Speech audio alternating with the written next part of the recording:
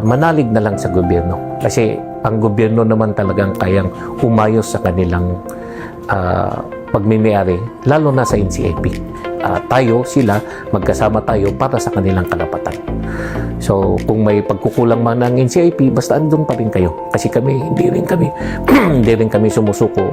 But ang NCIP, matatag. Sabi, basta pag sinabi ng IPs na ito ang amin, ito ang proof, i-check natin tama, tulungan natin sila, at least doon tayo nakakarating.